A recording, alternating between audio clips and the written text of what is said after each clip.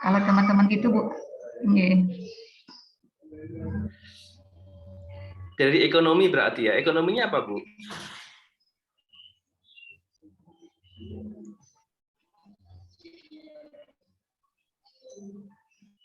Ekonominya apakah ilmu ekonomi atau ilmu ekonomi Pak. Yang ada ekonomi politik di ekonomi, di ilmu ekonomi.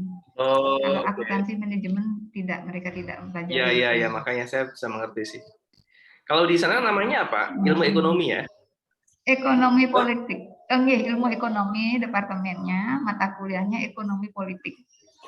Oke. Soalnya kalau di beda kampus kan beda namanya. Kalau di UI itu ilmu ekonomi saja. Sedangkan kalau di misalnya itu ekonomi studi pembangunan. Betul. Belum seragam sampai sekarang. Studi pembangunan saja ada, ilmu ekonomi studi pembangunan saja ada, ilmu ekonomi saja itu beberapa kampus. Iya.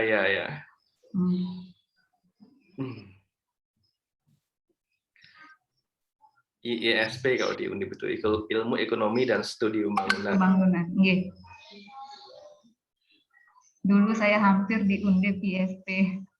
Oh ya? Hampir ngajar di sini atau hampir ngambil kuliahnya Pak tahun 92. Jadi diterima waktu itu PMDK, cuma terlalu jauh dari Bali, 2 hari perjalanan. Akhirnya mundur ke Surabaya. Oh iya betul memang sedikit, tapi kayaknya Gek Made ini udah lama ya di Surabaya ya? Dari tahun 92 itu. Oh, pantesan ngomong Jawanya juga sudah bagus. Medok-medok. Ya, kalau saya masih belum bisa, bertahun-tahun di Jawa itu masih belum bisa. Sundanya belum hilang. Bertahun-tahun. Memang ini sih apa? 20 tahun itu waktu yang lama, cukuplah untuk belajar bahasa ya. Apalagi miso Surabaya udah pinter ya. Oh ya.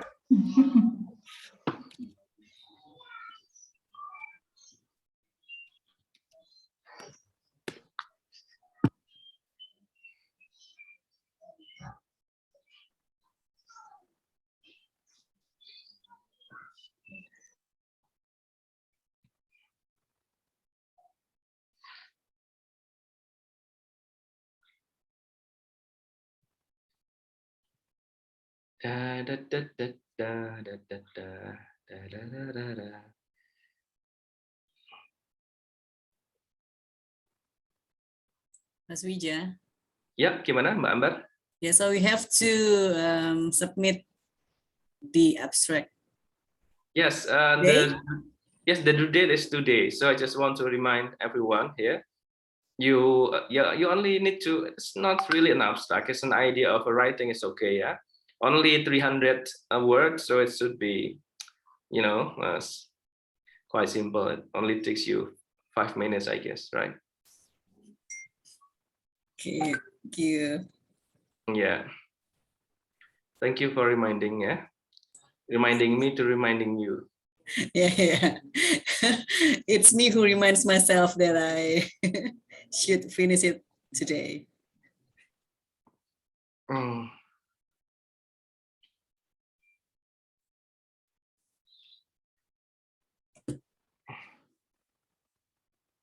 Ini Mas Salvatore Simamarta kok nggak pernah kedengeran suaranya ya? Halo Mas. Iya nih, ini kan nanti profesornya yang akan ngomong, harus on cam itu, kalau enggak nanti nggak dibalas emailnya. Iya. Gimana Mas, kok ini nggak kedengeran suaranya? Kedengaran nggak? Sekarang kedengaran? Nggak, kemarin itu loh, so far itu. Biasalah sambil mengerjakan. Tapi saya ikuti dengan ini. Terima kasih sudah diajak, bukan diajak sebenarnya ya, diterima karena melamar kan. Kita mengajak semua orang yang mau melamar kan gitu. Kalau sudah melamar ya kita terima. Kalau diajak melamar tidak mau ya gimana bisa menerima? Iya, ya. Menarik Mas, menarik materinya. Ya. Ini tahun berapa nih, Mas? Saya tahun ketiga berarti ini ya. Tahun ketiga. Betul. Oh, nggak terasa ya. Tahun Masa kemarin masuk tuh. Iya, terakhir kita ketemu yang di mana itu, Jakarta Selatan apa ya? Yang mana ya? Yang seminar bukan? Iya, betul, yang seminar itu. LP3IS ya? Iya, ya itu terakhir. Tahu-tahu sudah tahun ketiga ini. Tahun ketiga nggak terasa. Rencana berapa tahun, Mas? Waduh, pertanyaan.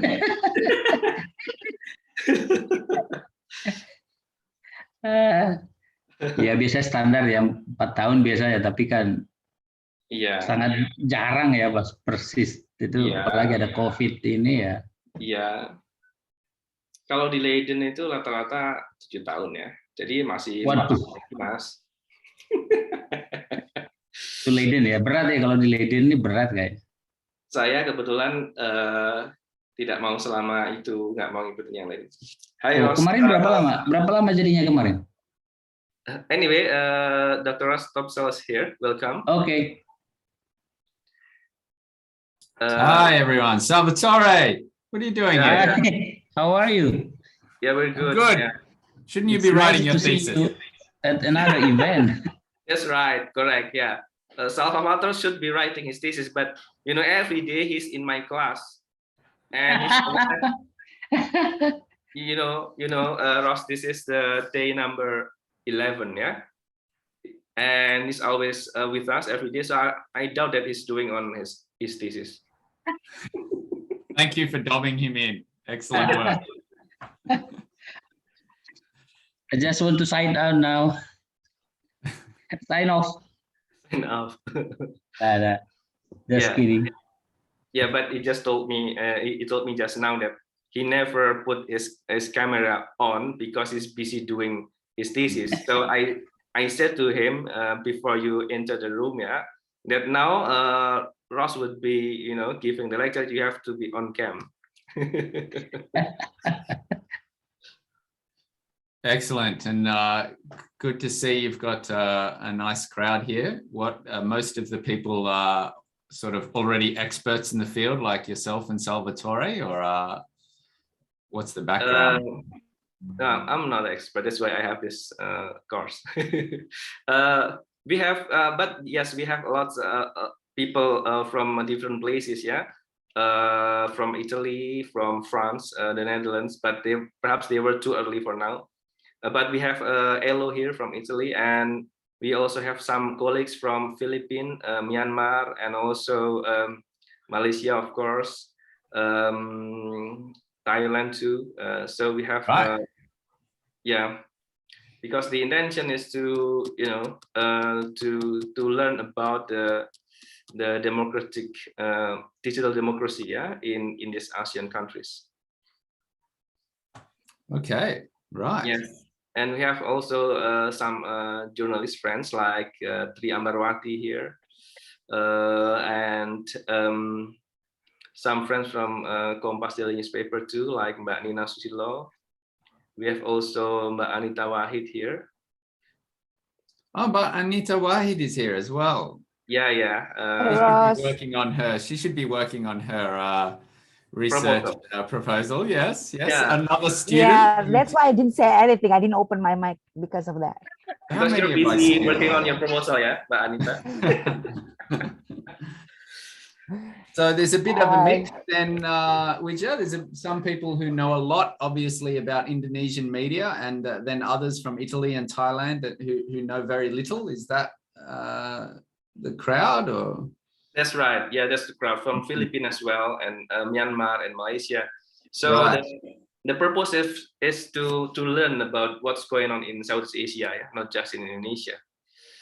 But of course, most of the participants still are from Indonesia. Right, right.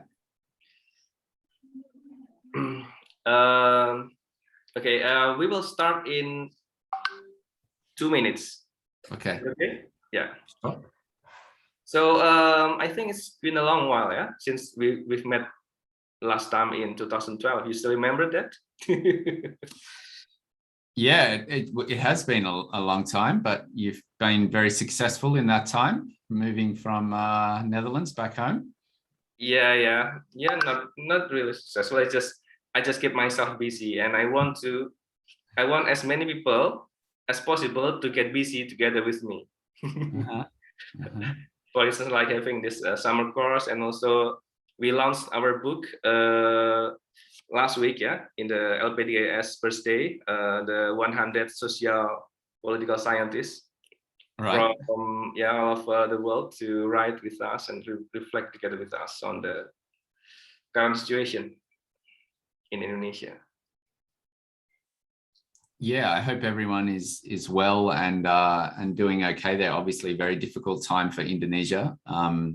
Here in Canberra, we're in lockdown now. We've had 3 weeks, and we have announced yesterday that's 2 more weeks of lockdown. So even Canberra, which has been quite free from COVID for most of the pandemic, is now struggling because of the Delta variant.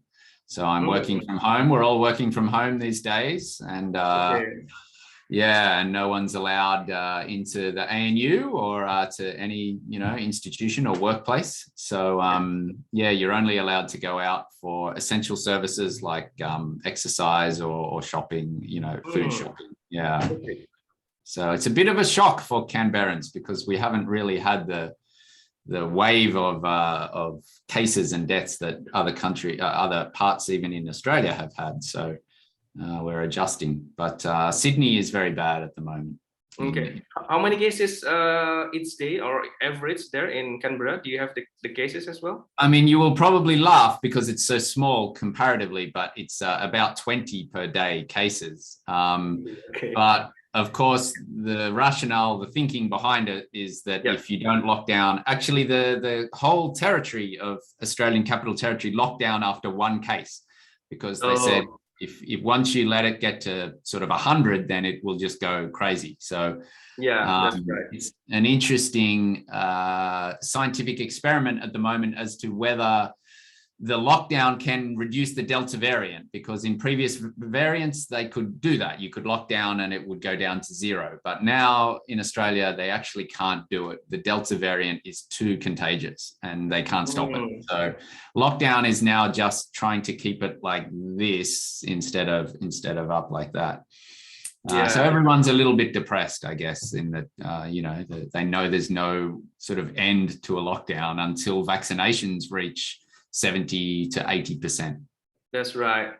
Yeah, I think that's the right policy, I suppose. If we learn from Indonesia, because in the beginning we're just so ignorant and so not taking this seriously, then we got a result. But it's good that now it's decreasing significantly. So we're okay, I think. But July or June was crazy. It was so bad. Yeah. I think we will start. Okay. Is it okay? Yep. Okay. Thank you. Good day, everyone. Selamat siang. So we now will have the day number 11, of our summer course. And we are lucky to have Dr. Rostapsel from Australian National University with us for this the session for today. So Dr. Tapsel, I would like to inform you, just know that we have this is date number 11, and we have before a lot of things going on. The first week, more or less about the theoretical debate, internet and democracy, and some courses on the movement, like Dandi Dulasoma Watchdog. We discussed about how YouTube or a movie has been the tool for social movement against environmental destruction, for instance, and then we also learned about the methods, big data for political science 2 days ago, and just yesterday we we learned about the big data analysis with Ismail Fahmi. And I also presented with Bart Parascoot our research finding about cyber troops and public opinion manipulation, yeah, in Indonesia. However, we haven't touched seriously about the comparison, the ASEAN, yeah, the digital democracy or digital resilience in the Southeast Asia level. So today would be about it. But first, I would like to introduce you a little bit, even though I believe that a lot of here already know you, yeah? So as you can see here, everyone, Dr. Ross Tepsel is a lecturer and researcher at the Australian National Universities. He writes as well in the popular media, yeah? New York Times, The Guardian, Vice, visiting fellow at Indiana University before AHS Paris, some of our colleagues, then the co-host of this conference also from AHS too. And this topic is about Indonesia, Malaysia, Southeast Asia, media, digital technologies. This is some of the publication. However, I would like to draw your attention to this one, yeah, this one book that is so relevant to us. It was published, I guess, in 2070s, yeah. One of the main argument of this book, I think, like I have explained to you before, yeah, that perhaps back then it seems to me, please correct me if I'm wrong, Dr. Tapsel, that he's a bit optimistic, yeah, because he still believes that the digital media, digital revolution empowers the oligarchs, but at the same time also the citizens. So as he wrote there, yeah, digitalization is pulling media, politics, and society in Indonesia in two directions. Digital media is a prominent place of conversation between large, powerful oligarchs and citizens looking to bring about rapid and meaningful change. The political agencies of both oligarchs and netizens are enhanced by digitalization and how an increasingly divergent society is being formed. Digital media are undoubtedly allowing for a growing number of citizens to participate in discussions, shape media content, and lobby politicians in order to have their voices heard. It was 2017, but if you follow the work of Dr. Tapsel closely, then I, for instance, at least, yeah, find that it's getting more pessimistic, yeah. But also he is getting more comparative in his study. For instance, this last article published in 2021, yeah, so just early this year, it's about social media and elections in Southeast Asia, the emergence of subversive underground campaigning. It compared the case of Philippines and then Malaysia and Indonesia, and also, of course, this book about entitled "From Grassroots Activism to Disinformation" that he edited together with Aim Sin Peng. To be honest, this book is one of the main theoretical background why I have the summer course. You know, the summer course is about digital activism, yeah, social media activism, digital resilience, and resistance to democratic regression. In the proposal, I wrote there that the democratic declining or democratic regression in Southeast Asian countries was also influenced by this internet, by this digital revolution, and vice versa. The democratic regression also influenced how the internet was used. So I think without further ado, we will have together with us Dr. Ross Tepsel, maybe one of the most important speakers, yeah, in this entire summer course. So Ross, the screen is yours. Thanks very much, Wija. I thought, so it's going to be a little bit challenging in that some people know a lot about Indonesia, some people not so much. So I thought what I would do is just give you an introduction to how I came to think about Indonesia as a place for understanding digital media, because most Western scholars would look to Silicon Valley or to, America, US, Israel as the foremost place to study digital media. And I think that that's, problematic if the scholarship is too Western centric. And the second point is I'm from the College of Asia and the Pacific, which is a very special college at the Australian National University, which goes back to the 1950s, which means that you aren't necessarily housed in a discipline, like although we have programs, we are all studying the Asia Pacific. So we declare ourselves as people who spend their lives working on a particular region or country, and we are able to talk across various disciplines. In my own case, I would like to think that I can talk a little bit about Indonesian media, obviously mostly, but also Indonesian politics, Indonesian anthropology, Indonesian culture, Indonesian society. And also more recently, as Widja says, I look at the comparison between Indonesia and Malaysia. So in the old sense, we called ourselves Southeast Asianists or Indonesianists. Of course, you don't have to be, Australian or Western to be an Indonesianist. You can be an Indonesian and be an Indonesianist. But in the area studies theories, I'll try and talk through, and I've got a PowerPoint here to talk through, how area studies can be a way to understand the digital media world in ways differently from someone who might say that Indonesia and Turkey and Brazil and Kenya are all the same. Yeah. Because we would say, it's not. You need to understand the language, the culture, the history, the context, the local context matters. So, which is different from, say, a place like the Oxford Internet Institute or the Reuters Institute for Journalism. These places are wonderful, wonderful places, and they do excellent research.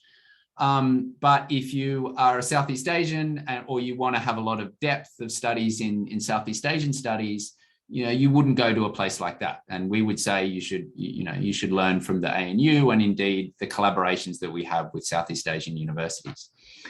So in that context, I'll just share my screen here.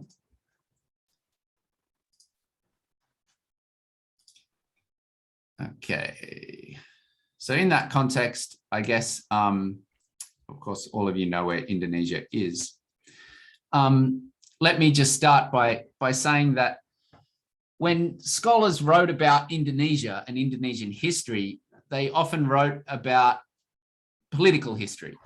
The history of Indonesia is often written, particularly from Australian National University, scholars, but also Indonesians.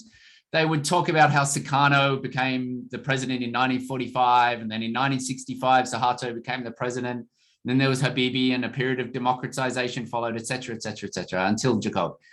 So that's sort of an older style way of thinking about telling the story of Indonesia. A Marxist historian would tell a story of the production of labor and the way in which the capitalist class was subjugating the working class.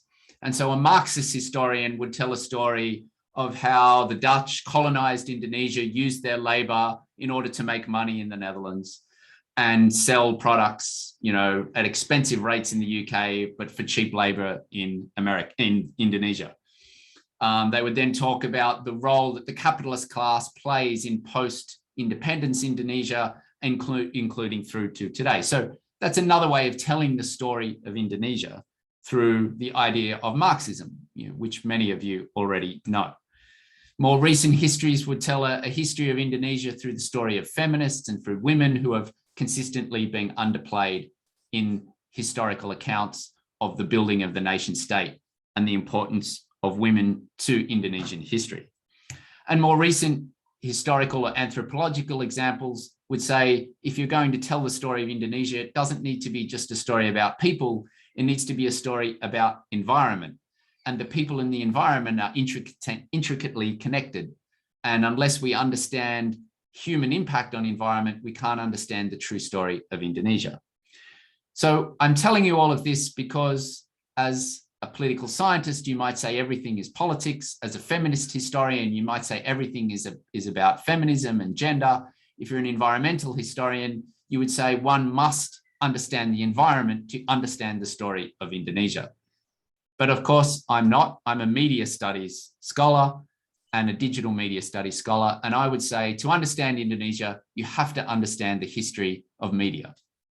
And we cannot understand contemporary Indonesia without understanding the role that new media has played in shaping Indonesian politics and society. Next. Okay.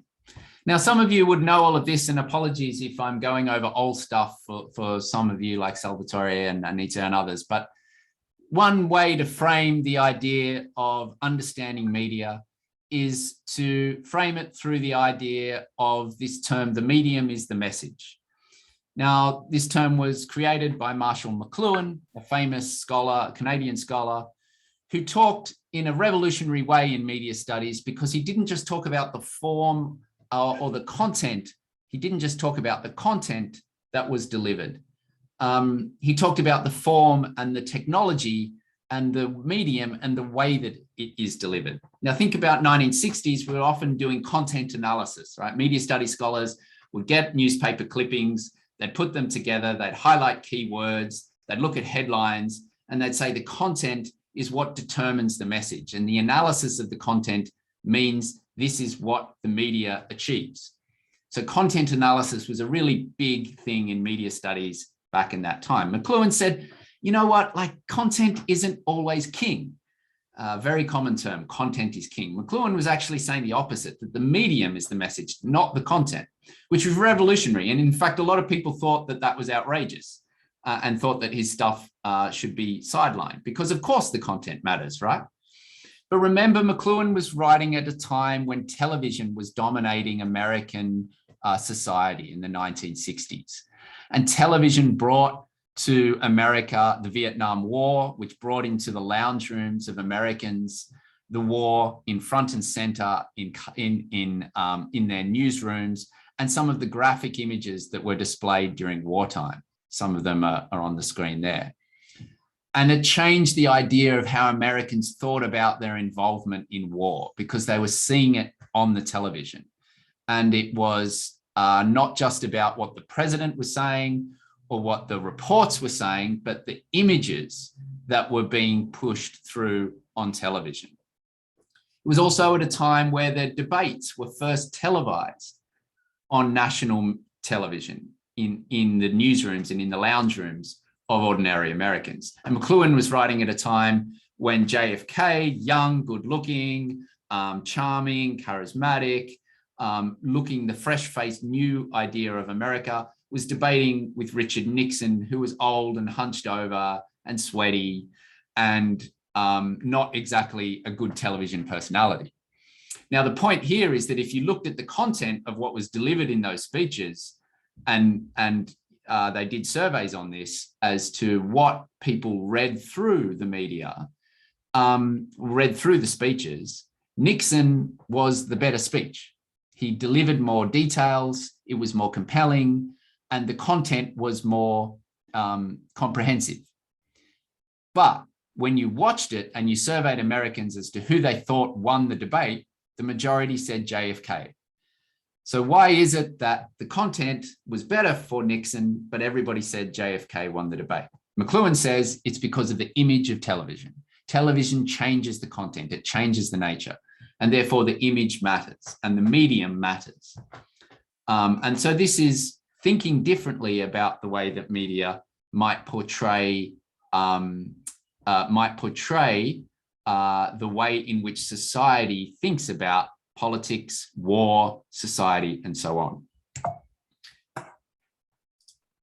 Now, in many ways, Benedict Anderson, who most of you would already know, with his famous book, Imagine Communities, in many ways, this was an extension of McLuhan's ideas. I wouldn't go as far as saying he was plagiarizing McLuhan, but the sort of idea train continues, where Anderson said that the key, one of the keys anyway, but an absolute key to the modern nation state is the emergence of print capitalism and the printing press, and the emergence of the way in which new media at that time enabled for the idea of the nation state. So what enabled an Indonesian to feel like they were an Indonesian, even though they were Bugis and Lombok and Balinese and Sumatran? What made them feel like they were part of the nation state of Indonesia? And indeed, what made a Vietnamese person believe that they were Vietnamese and not Cambodian? What made a Burmese people feel that they were part of Burma and not Thailand? And Anderson says, well, a large part of that was national languages, shared consciousness of colonialism, but also the emergence of the printing press, because everybody could read in the same language the anti-colonial movement and the idea of independence, Merdeka. Indeed, some of the newspapers that Indonesia was printing at in the 1940s was Suara Merdeka or Berita Republik Indonesia. So the idea that you could print as a printed newspaper, Suara Merdeka, is a sign that the medium is the message. And it's an idea that Anderson extended from McLuhan to say that without newspapers, you would not have the modern day nation state. Of course, this is highly disputed, and you could think of numerous reasons to why this might be disputed, including how many Indonesians could read at the time. But it's a very important distinction to make when we get later to digital media. The idea that the new medium creates a new message for Indonesian society, and that the actual, the formation of Indonesia could not have occurred without the emergence of certain forms of new media technologies. Okay, so as we move through Indonesian history, we can think about how society evolved and changed as new media changed. Sukarno, of course, was in charge from 1945 till 1965, or 1949 till 1965. And Sukarno was, of course, crucial in the way that he used television and newspapers and indeed radio in order to foster the idea of the nation state.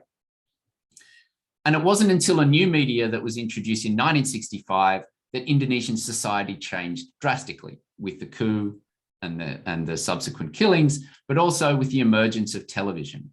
And scholars who write about Indonesian media write about the way in which television was nurtured and manipulated to the benefit of the new order in ways which was extraordinarily important to the maintenance and sustainability of an authoritarian regime. It makes sense, of course, as to why television is a better medium for authoritarianism than, say, the newspapers or indeed, digital media, because television is produced from you need a lot of money, you need control, you need control over production, and you can determine what is produced where in large part, because you can have state-run television.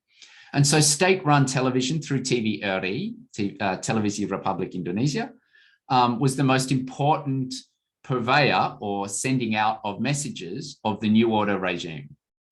Scholars like Veven Wardana and others in Indonesia talked about how Indonesians were being brainwashed by TVRI and brainwashed by television and Suharto's New Order TV, and brainwashed them to make them feel less revolutionary, less activist, and more supportive of the authoritarian regime. And Suharto managed to push television throughout the archipelago for decades. Even if you go to some regions of Indonesia, I don't know if anyone's been to Ambon, but if you go to Ambon today and you go to the hill in Ambon, the biggest building on the hill, built in the 1970s, I think, was the TVRI building, broadcast throughout Maluku, because Suharto knew that he needed to push his message, not just in Jakarta, but throughout the region in order to justify and maintain his new order regime. And so the viewership of television skyrocketed in Indonesia. From the 1960s, it was really very Jakarta-centric and Java-centric, to the 1980s being spread out through the entire archipelago, because Suharto knew television was crucial. So in other words, without television, you don't have a sustained authoritarian one-party rule, one president rule regime for so long. Suharto used television in that way successfully. Now in late 1990s, you started to see the emergence of a new technology, which was satellite television. And satellite television enabled a challenge for Suharto because it meant that Indonesians were able to see television broadcasting from other countries in Southeast Asia, particularly Thailand, but also Malaysia, and indeed even Korea. And some of the Sinetron style shows that Thailand was showing and others were showing were prominent in the way in which Indonesians had adopted them. People liked the idea that there was new forms of television, not just state-run TVRE. So Suharto faced a challenge. He didn't really know what to do around this problem because the demand was there for satellite television, but he didn't want to lose control of the television industry. So what did he do? Well, he did basically what you would expect someone like Suharto to do, and that is he outsourced his satellite television stations, to either his family, including his sons and daughters, or people connected to the Golkar Suharto regime, such as people like Abu Rizal Bakri or Peter Sonda. And so these people became what one might call today oligarchs, which is a central thesis to the Indonesian political science literature, the idea that oligarchs control capital and control power in Indonesia. And in fact, a lot of this started with satellite television. It wasn't the only thing oligarchs controlled, but they also control satellite television. And when Suharto became weaker and more criticized by elites, it was those oligarchs who turned against him in the late 1990s as the push towards democracy occurred. So we cannot understand modern day Indonesia, and we cannot understand power and politics in Indonesia and new media without understanding the way in which satellite television became a tool of the oligarchs. It's often forgotten in literature today when we think about new media technologies, the way in which oligarchs grabbed onto new media at that time, which was satellite television, which they still often really control today, with Bakri having TV1, Surya Paloh having Metro TV, and Haritano Sudibyo having a number of satellite television stations. That control is still very powerful, what they did in the late 1990s. But of course, the big change in Indonesia in the late 1990s was the Reformasi movement, which came along in the time of internet and democracy. So scholars in the late 1990s, I was still in school in this stage, so I don't remember a lot of Indonesia's democratic period, but the scholars who wrote about that wrote about the role in which the student movement, the urban elite and NGOs and Jakartan human rights organizations and so on had in pushing out their messages of democracy and how they used the internet to do so. They're not saying that the internet caused democracy. They're saying that the scholars used, that the activists use new media, in this case, the internet, to their benefit in ways that oligarchs could not control or that the government could not censor. So in other words, you would not have such a strong Reformasi movement and such a powerful and connected Reformasi movement without the new media technologies of the internet. So what have we said so far? We've said that for the large part, new printing press media caused an Indonesian nation to be built. We've said that television caused, or not caused, that's the wrong word, television enabled the Suharto regime to solidify its regime and maintain its regime for 33 years because of the power that television enables for authoritarians. Again, to go back to that idea of television, scholars like Mark Hobart and others would write about how news reports on television were broadcast every night, and the first speaker was always Suharto. Now, he did not always say anything interesting. Suharto often droned on about development. He was not an interesting speaker in any way. But the fact that news reports started with Suharto meant that he was the legitimate president every time, and his voice mattered most. So it wasn't the content, it was the form, it was the medium that created. Then oligarchs started to dominate satellite television, and Suharto's power became weakened, and people started to talk about who would replace Suharto. Was it Benny Modani? Was it Ali Mutopo? Was it Habibi? Was it going to be his sons, Tommy Suharto, et cetera, because of the power and the way in which the split between elites enabled through technologies. And finally, as the Reformasi movement pushed, the internet arrived, enabling power for street protests, activists, students, and human rights groups to use new media to create democracy. So that my question then, as we move now to perhaps have some discussion, but the question then is, if the new medium today is digital, what is the message? And that's the kind of question that I've been trying to debate and discuss in a number of books that I've written about Indonesia. And I think to understand contemporary Indonesia and understand the politics and society and transformation in Indonesian society at the moment, we have to understand the impact of digital media. And I don't have all the answers. There's many ways you can look at this, but these are the kind of publications I'm trying to produce in order to help us better understand the way in which new technologies can impact society. And to understand contemporary Indonesian society, you have to understand the way in which new digital technologies are influencing gender, media, politics, culture, finance, labor, state periphery relations, power, and so on. So that's the question really to raise. And I think if we just go back to that previous slide, there's a question of why do we need to look at Southeast Asia more broadly, not only Indonesia, which again is up for discussion afterwards. And so unfortunately, when you work on Southeast Asia, you always have to justify, like, why do we work on Southeast Asia? US academics don't have to do that when they're writing about the US. They just automatically think that the US is important. UK academics talk about Brexit without saying, why does Brexit matter to the rest of the world? But unfortunately, when we write about Southeast Asia, we always have to say, well, Southeast Asia is important because. We shouldn't have to do that. And in fact, we should try to avoid it. But to get published in international journals, you always really have to do it. So, don't hate the player, hate the game. But ultimately, why Southeast Asia? And I think some reasons are important here.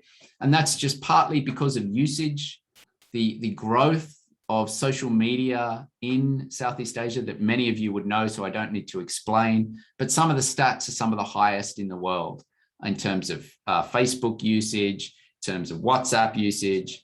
Jakarta was once Twitter's capital city, exponential growth.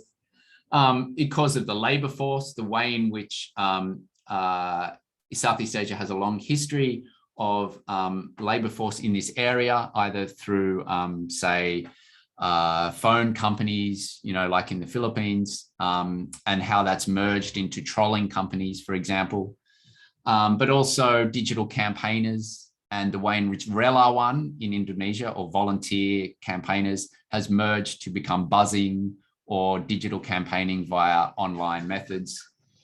And the way in which authoritarian and democracy is undermined is, of course, crucial in Myanmar, Philippines, and to a lesser extent, Indonesia, but to a significant extent still.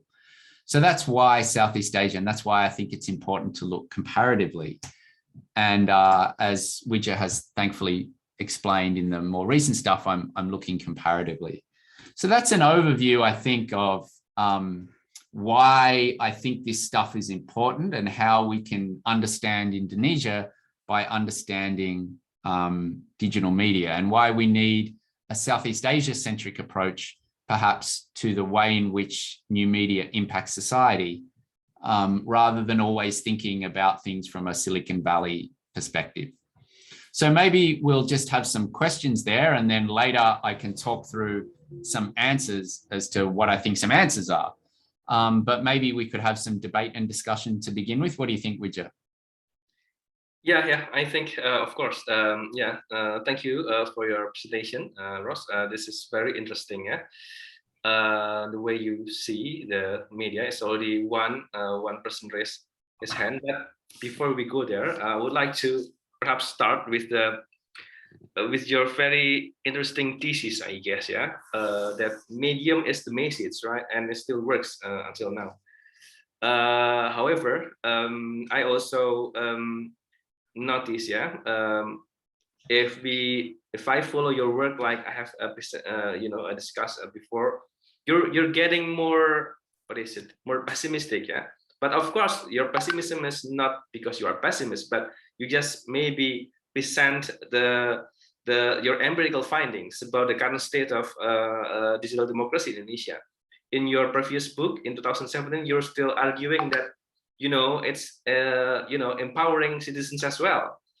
But I don't read that anymore in your latest works, for instance. Yeah, you talk about from grassroots activism to disinformation. Yeah, and I noticed that it's also the same if we look at the work of Marina Lim, for instance. Yeah, she started with like you have presented as well. Yeah, in 1998, how the coffee shop in the internet coffee shop has enabled the activists to push for democracy. But if you read her latest works, like Freedom to Hate, the algorithmic enclave, right?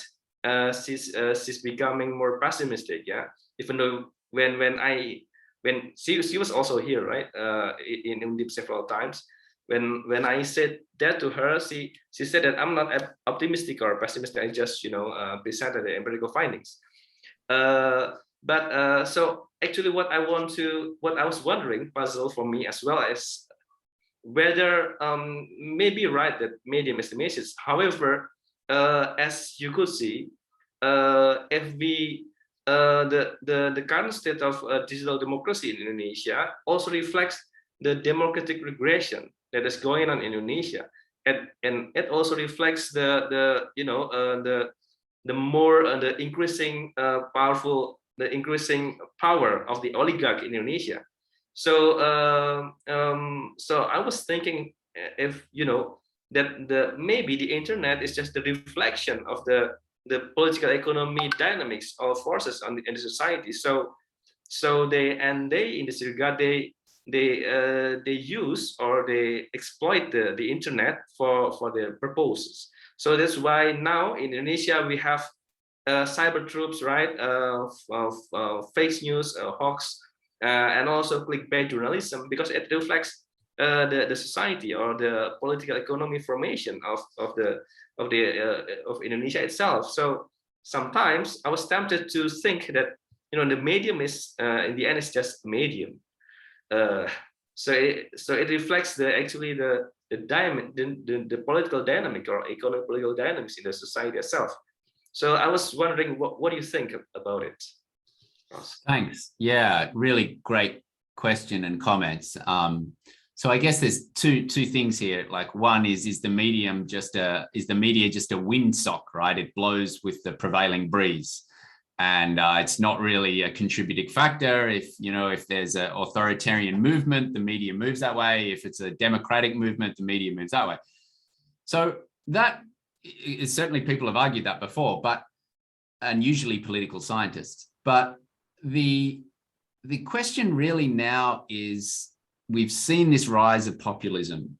We've seen, Trump and Duterte and Bolsonaro and Boris Johnson, and we've seen consistent concerns around the way in which politics has become less around policy and moved more towards issues around what Salvatore is working on, which is issues around sort of negative campaigning to an extent that it becomes polarizing to society, that it becomes a way in which Black campaigning in Indonesia, kampanye hitam, becomes now far more popular, and that online campaigning has changed the nature of democracy in ways that we have not seen before because of the speed in which things can go viral, the controversies that can easily derail a candidate.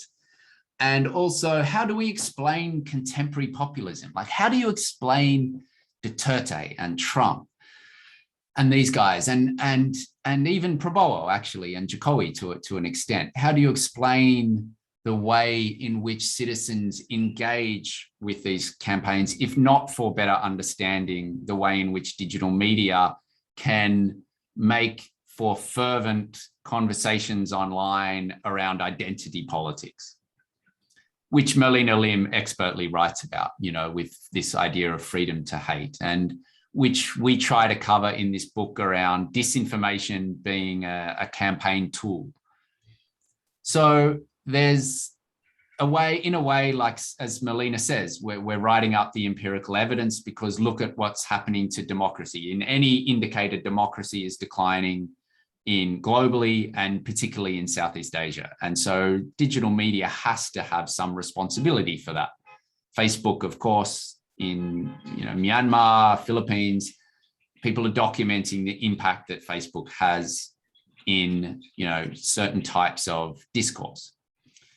But the question of positive, pessimistic or optimistic is a really interesting one. And it's something that I grappled with the book in 2017, because someone like Andreas Hassono, for example, I presented my work before writing the book, and Andreas said, you've got to be more pessimistic. You've got to say that we're losing. The citizens are losing this battle against the oligarchs and against the powerful. Now, Andreas, I would say, is probably an inherently pessimistic kind of guy. He works for Human Rights Watch, and he is concerned about this future of Indonesian state. He's been quoted as saying Indonesia will end up like Pakistan at one point. But I didn't want to do that because I think that it's important that younger people who are going to read the book are able to say that there have been ways in which social media has been used as a force for good in the past and continue in some respects still today. So Lapor COVID, for example, reporting of COVID, for me would be an example of how digital media can be used for good. And we shouldn't just be inherently negative towards the way in which Indonesian society is using digital media. So it is a big challenge to find the balance between optimism and pessimism. In my opinion, the oligarch theorists are too pessimistic, inherently pessimistic, that Indonesia will never change unless there is a revolution, and the oligarchs will consistently control power and capital as they did in the New Order period, and it's very similar to the way they do today. I don't think that represents the enormous change that has occurred in Indonesia since 1998. And so I don't want to fall into that category of being the Western scholar who constantly says everything is bad about Southeast Asia, because it's clearly not. There's a lot of wonderful things going on, including in the digital media space. But we still have to try and explain the democratic decline and the way in which society is perhaps less proactive for civil society now than it was 10 years ago. And that's a challenge, finding that balance between pessimism and optimism. Okay. We can continue, I think, afterwards, but we have already some questions here, and perhaps we will that will be the good start for the fruitful discussion, I hope. Now I will welcome Elo, who has raised his hands since the very beginning, to open your microphone and raise your question or comments directly. Okay, thank you, Pastor, for the beautiful lecture. I want to ask the relation between the party and the media in Indonesia. For example, in Italy, we have like this difference between television like channel 4, channel 3, and the party. For example, channel 4, channel 5 are for Democratic Party, so they need to promoting like immigration and LGBT rights.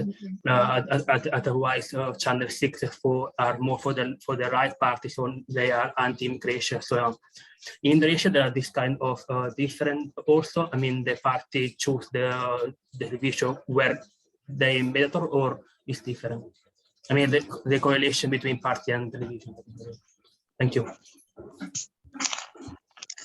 Yeah, thank you for that question. I've not read, huge studies on Italy, but of course, Italy was the case study for politics and the media for a very long time, as you would know. And so a comparison between Italy and Indonesia, or I'm not sure about contemporary Italy, but a previous, remind me again who your president was, with the media mogul guy? Berlusconi. Thank you, Berlusconi. So for a long time, people were looking at Berlusconi as an example of the media modal president that Indonesia was potentially going to get if you had someone like Abu Rizal Bakri, Surya Paloh, Hari Tano Sudibyo ended up being president, which perhaps one day they will. Looking increasingly unlikely, but the way in which the political parties have used media, television media, to their benefit has been a rapid transformation over the past 10 years. And in many ways follows the Berlusconi model, not as crazy as that, not to the extent of that. But the interesting comparison here is that most people like to look at Rupert Murdoch as a good example in the West. But actually the Berlusconi or the Indonesian model, where a candidate will own a television station and run for office, is actually more common globally. In the West, though, Murdoch doesn't want to be prime minister or president. He doesn't want to be president of the US. His sons don't want to be prime minister of the UK. They want to influence power through their media on the sidelines. But actually, that's a less common scenario than the media mogul who wants to be president, which is actually, if you look at Kenya, Nigeria, Philippines for a while there, Indonesia, of course, that's actually a more common system in a multi-party system. So the multi-party system in a democracy often leads to a media mogul wanting to become a president because they can form their own party, or they can just join a party that isn't that strong and then use their media power in order to portray their message and become very famous. In Duterte's case in the Philippines, he really used social media in that regard. He formed a political party that no one really cared about or heard about, used his own popularity through Facebook to amplify his views. That's the Berlusconi model used via Facebook. But yeah, so the question is it a multi-party system or is it a two-party system? And in a two-party system, it's unlikely that you see the candidate running for president. Or the media mogul, candidate running for president. But in a multi-party system, it's very common, and in fact more common, and therefore the media can be far more crucial. Thank you for thank you. Yeah, and now perhaps we can move to the next question. I think Putri, yeah, S2 Putri, yeah. S2, you would like to ask your question directly? Okay, thank you, Mr. Mijah. I have two questions. The first one is, movement in digital media seems has less impact than the physical or hybrid movements, especially in the labor and industrial places in Indonesia. Then how to make the movement in digital media has more impact, has the power to really influence the industry and the state policy, not the other case, yeah, especially in labor and industrial issues. And then my second question is, in the past, in the colonial times, Union had media to build propaganda to the public and to build a movement. And today's unions also have digital media. But what about the impact of the media from each institution, from each unions in the current time? Thank you. Right, thank you. Yeah, so really, these questions make me think about the omnibus bill and the way in which new media was used by students, but also labor unions to try and bring about protest for the Omnibus Bill in Indonesia, which did lead to street protests and did lead to sort of reformasi style action, possibly the largest student activist protest movements that Indonesia has seen in 20 years. So again, to go back to that optimistic statement, one might say, well, look at the way in which they use digital media in order to try to have an impact and influence politicians in the DPR and the MPR. The problem, of course, as the book Grassroots Activism that we edited talks about, is the way in which the state has managed to now control digital media in ways that they didn't before. And by that, we mean the Undang-Undang ETE, the way in which the police can ditangkap mahasiswa, they can capture students, the way in which they can use their cyber analytics tools to find out who were the student leaders and who was driving the protest movement, and then arrest them and then question them. So the state surveillance has become far more pervasive in Indonesia, in large part because of the way that the police cyber unit has grown. And they're really, of course, it's very hard to write about this, but if you were going to do a research project, a fascinating research project would be the history of the police cyber unit and the cyber activities within the Badan Intelligence Negara Indonesia, some of which are very important and crucial, of course, including counterterrorism, but some of which have now merged to be around capturing, say, people who they say are, enemies of the state, or student activists who are causing protests and so on. But it would be interesting to look at the way in which the state can identify citizens who protest in ways that they couldn't do previously, and including during Reformasi times. Because Reformasi was using warnet, which meant that you couldn't really identify who was sending. There was a lot of anonymous chat groups. There was a lot of email change with anonymous names, but it's harder now under in activist circles to remain anonymous. And Tempo, of course, Koran Tempo and Tempo Majalah Tempo has done a lot of reports on the way in which the police have been capturing citizens or activists around some of their activities. So again, the really challenge here is the new methods by which the state can use to crack down on citizens. I thought it was very interesting, by the way, that the recent stuff around the UI Instagram page, which said that Jokowi was it two-faced or something? What was the thing they said about Jokowi? He was the king of lip service. King of lip service. King of lip service. Yeah, I thought it was very interesting that they used Instagram and not Facebook or Twitter, and I suspect that's partly because so many UI students are on Instagram. But I also suspect two things. First is Facebook and Twitter, they know they will be seen by the police cyber unit.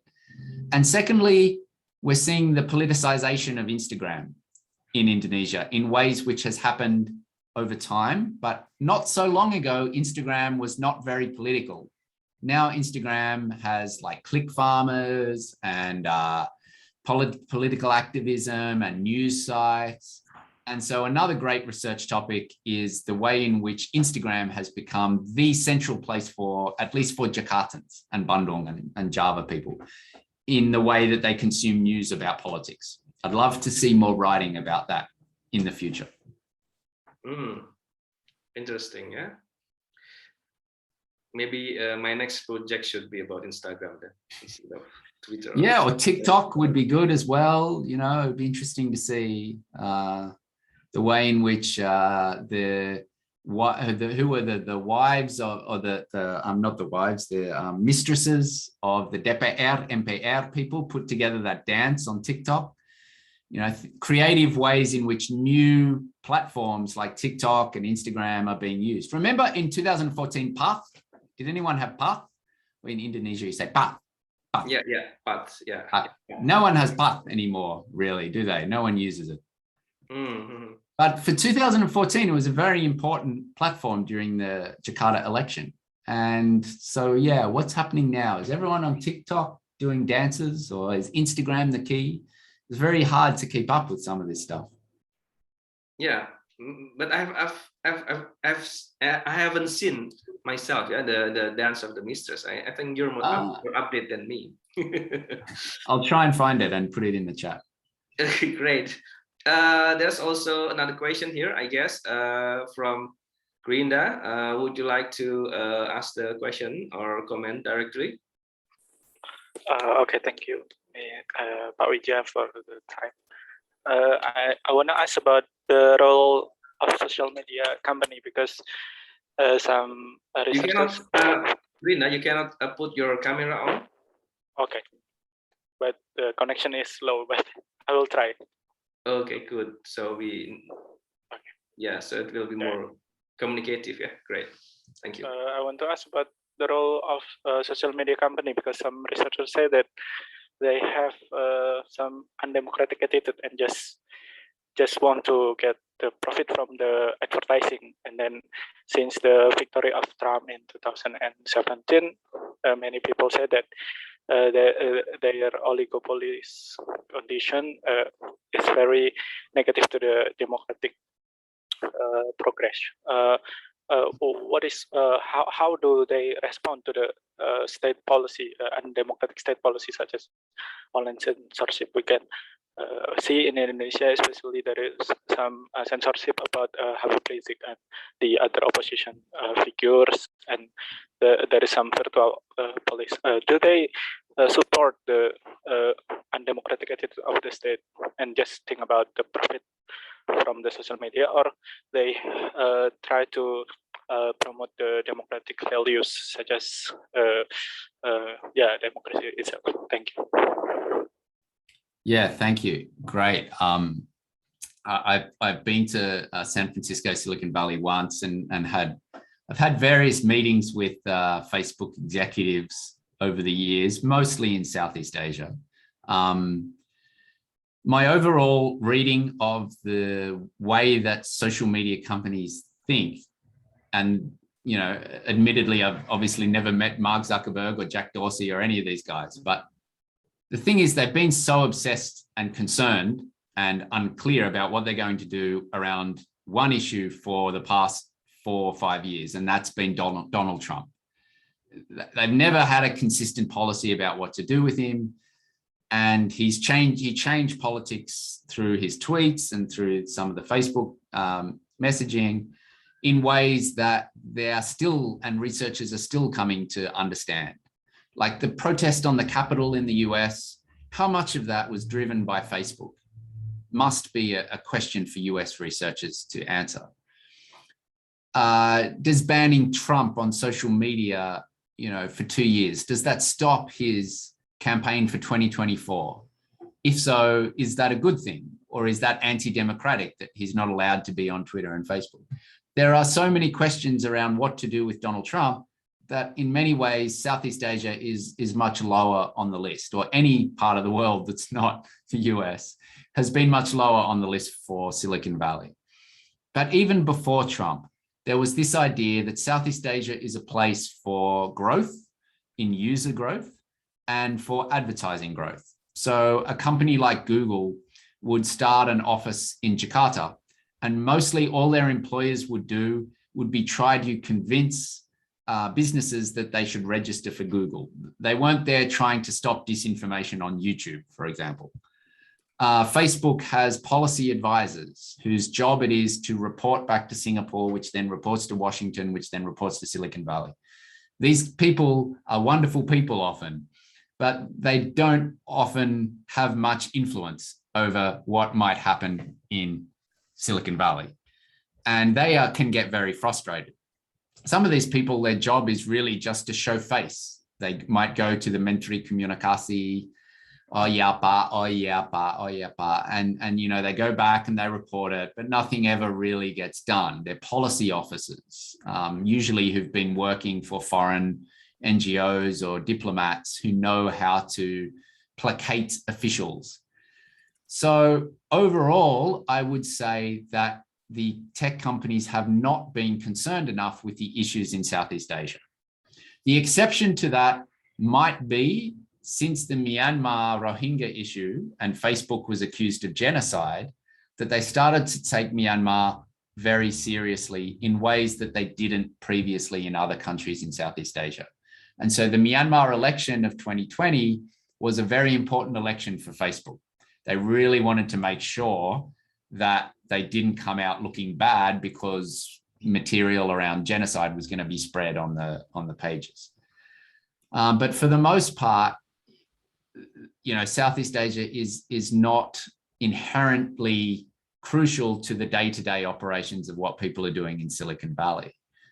And so issues around FBI or, you know, the way in which campaigning might change on Facebook, it's not front and center. And I think they need to take Southeast Asia more seriously. And one of the things, of course, we've been pushing for a number of years is to have more employees who speak local languages, Southeast Asian languages, who work in this space, who are able to, like for a while there during the Rohingya stuff, they had like 2 Burmese speakers or something. So that's changed, that's grown. The other thing is of course, is publicizing takedowns, which is only just new. I mean, over a long period of time, it's only relatively new. So what we want is Facebook and Twitter, when there is what they call coordinated inauthentic behavior, we want them to be able to publicize, okay, this was done by this politician or this group or this state department, and we took it down because it was buzzing behavior or cyber trooper behavior or trolling behavior, whatever. And we took it down for these reasons, and we want them to publicize it. So that's happening more and more, which I think is a good thing. I'm very pro takedowns and pro takedown transparency, but it's still only every so often. It's not a consistent policy that social media companies need to be able to do. And we need to see more of that around some of the disinformation production in Southeast Asia, transparent takedowns. I've interviewed people, by the way, who've had their stuff taken down, and it hurts them. Like there's sometimes a year of work in setting up these fake Facebook pages and networks, and when they get taken down, you know, that's a lot of work that they've produced, and it upsets them.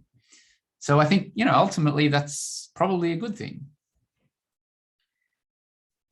Yeah, that's an interesting topic, I guess. Yeah, but you know, Ross, recently there's I don't know if you know him, Made Tony, Made Supriyatna, whose Facebook post was I guess banned, yeah, by Facebook. However, without transparent explanation on why. And I think his post is he usually provide arguments on his position. I don't always agree, however, you know. However, at the same time, we found, I guess, a lot of posts that should be, you know, taken down. However, it's still there. So I guess Facebook and Twitter, yeah, should do better. Also, in the case of Trump, for instance, they really did something serious only after the result of the election, you know, was out, and Trump was not winning it, right? And then Trump posted on Twitter for his supporters, followers, to protest in Capitol Hill. He wrote, "Go there, be wild," right? And then only after that, Trump Twitter was taken down. So that's I think also interesting. Yeah? I think we have a session several days ago about the digital Leviathan, and we talk about Facebook and those big internet moguls. It's interesting, yeah. Mbak Anita, yes, please. Yeah, can I jump in and share my experience with some of the social media platforms? Sure. Yeah, Ross, do you mind if I do Sure, that? please. Yes. Yeah, okay. Yes. Go ahead. So as you know that I'm involved in this organization called Mafindo, and we are basically doing most of our activities are on fact checking, and we are third-party fact checkers for several of these social media platforms. And really, it is very challenging working with them, especially because of no transparency. There is one social media platform, for instance, where we really have this status of flagging posts that are that contain hoaxes, for instance. But at the same time, when we are debunking and post our own verification articles, our debunking articles, sometimes it got taken down because it consists of the debunking host or of the hoax post itself. And we've been complaining a lot to that platform, but at the end of the day, the platform in Indonesia cannot do anything. It's the ones in Silicon Valley that actually can do something about it. And that's very frustrating. But at the same time, they've always been the people in Indonesia and also in South and Asia Pacific has been very nice to us, and always asking, what can we do? How can we support you? Blah blah blah. But there is no changes in this implementation of their policies. But at the same time, I'm also having an experience with TikTok because I'm serving as one of the Safety Advisory Council for TikTok Asia Pacific. I cannot disclose about what we are talking about and what we are doing inside TikTok, but I think when it comes to the implementation of policy, I think TikTok Asia Pacific has more flexibility in actually adopting certain policies without having to wait on people on the top or at the global arena before they can actually do something about things that really are a problem for them. But I think the problem with the other social media platforms is they always have to wait until someone in the Silicon Valley do something about it, or says that yes, you can change something, or yes, you can implement your own policies with however you see fit. That's not happening with other social media platforms. Very interesting. It's like a weapon, yeah, controlled in from a remote or distance place, right?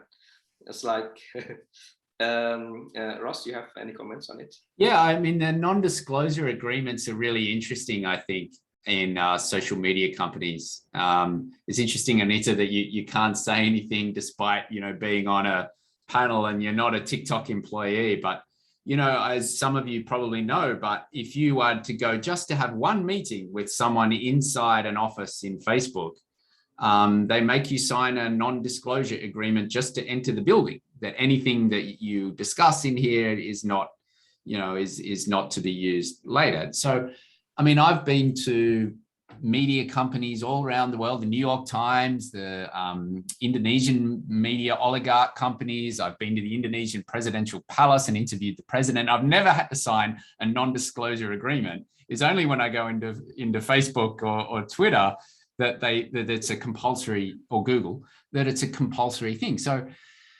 there's got to be questions really around the idea of transparency. And it's just not a great start, is it? That like the first thing they think about is, before we even do anything, we want you to sign a non-disclosure agreement. Like, what does that say about the way in which they see their company operating? That, there's this legal document that they make you sign, digitally, of course, before you even enter the building, before you've even had a cup of coffee or something.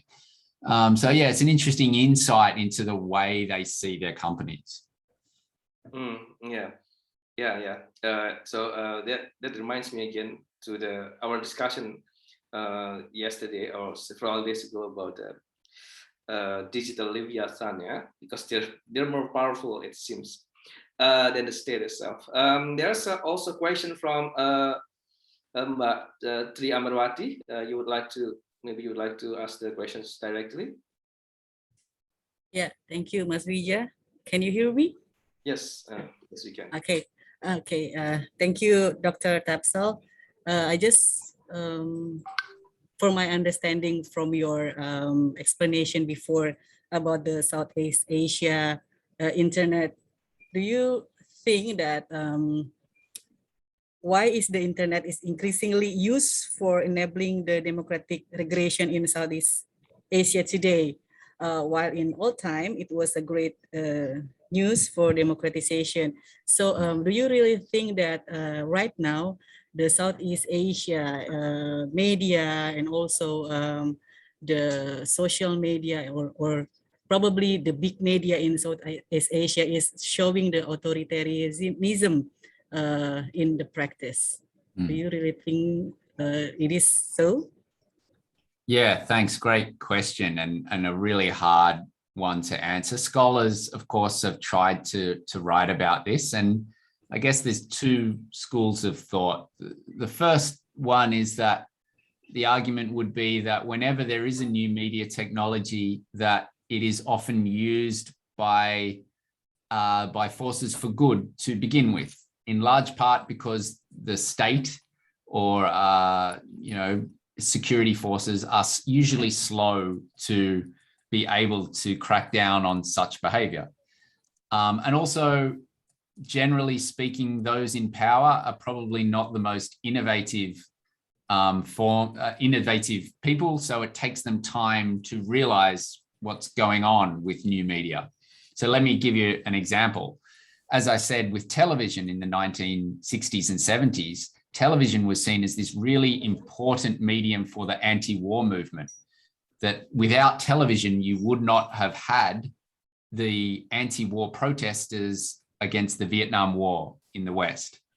And so in many ways, people said television was a good thing. It was truth. It was bringing war to the citizens who understood the graphic nature of war, the pointless deaths, the shootings, the children who were burnt by napalm and so on.